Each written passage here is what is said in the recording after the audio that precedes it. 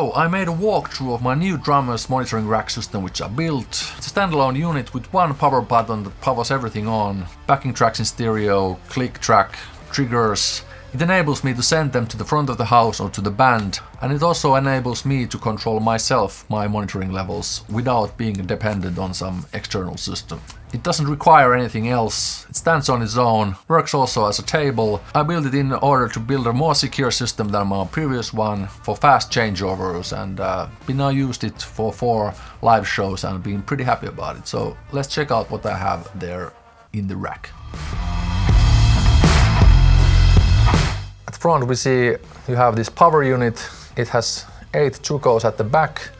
We are able to power through that everything that's needed in this unit, which includes the trigger module, playback unit such as the CYMATIC LP16, then your little mixer. Then there's a 8-channel splitter, and I think actually 6 would be enough, but it's good to have some spare if you want to extend it, or if something goes broken, you have options. That through all the routing is done. So basically it splits all the channels to yourself and also to the front of the house and the band that you are playing through the playback unit and through the trigger module. So it kind of transfers all the signals through the splitter to the front of the house / the band monitoring unit and to yourself in that way that you are able to then control yourself, your levels of the trigger, click, backing track and monitoring through these analog knobs without affecting the level of the signals that go to the band and to the front of the house.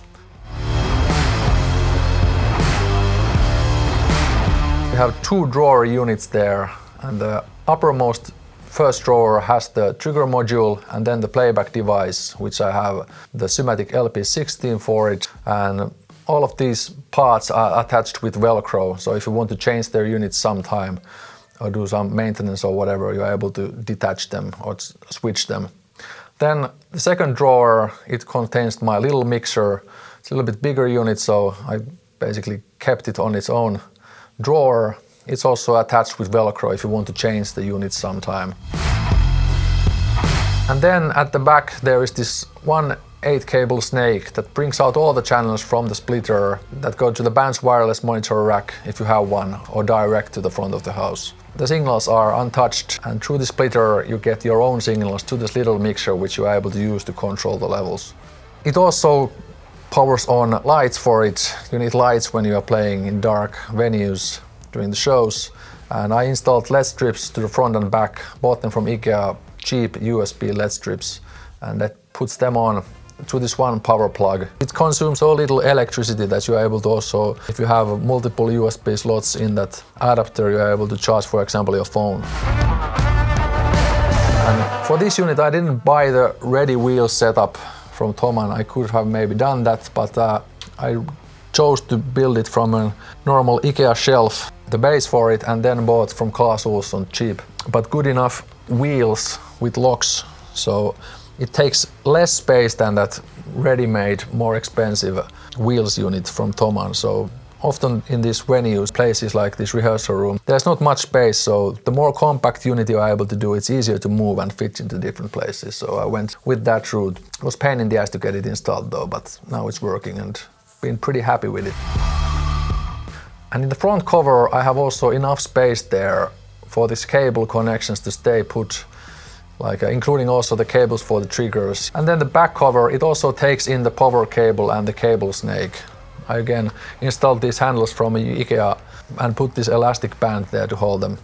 It's also fast to put all back together. To the back the power cable and also the snake cable and then the pedal trigger cable. Put them all into this unit. Close the front and back lid. Then you are all done. You're able to move it away from the venue. I know it's easy to build a more compact setup if you are relying on the wireless unit X32 by the band, but I wanted to build this standalone unit, which I kind of had already, but then wanted to have more secure connections, more clear setup, so it should work more reliable and it's fast to set up and take down if needed, and been pretty happy with it.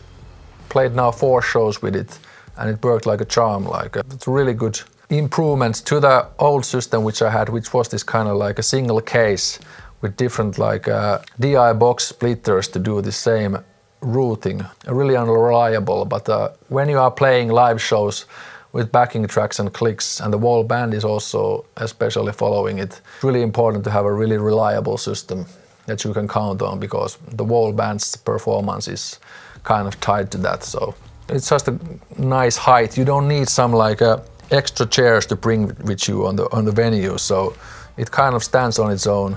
You don't need anything extra with it.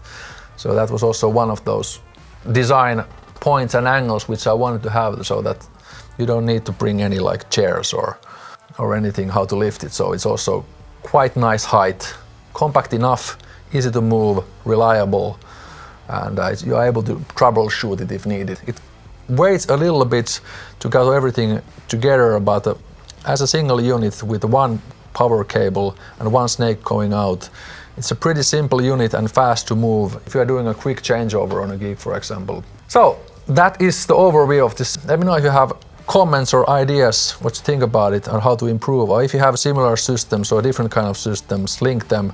I want to check them out. I will put all these different parts that I used for this monitor rack, drummer's monitor rack, to the description, so I'm able to click them and buy them all, for example, from Thon in Europe. And I also put these additional class tools on IKEA links for the parts I used, so you're able to build it like that yourself. So at least I haven't seen similar systems like this on YouTube or walkthroughs of them. Maybe I've just missed them. Link them in the comments if you know them. Been pretty happy with it. It's really standalone and fast system to use. Only downside is that these drawers don't have their own locking system, so I need to use these small clamps to secure their positions when they're open, especially on inclined floors. You never know on these venues or even rehearsal rooms, if you have inclined floors, you need some kind of locking systems likely. But it's an easy fix with these small clamps. If you're interested in these parts, I linked all those items in the description. That's it for this time. See you in the next videos.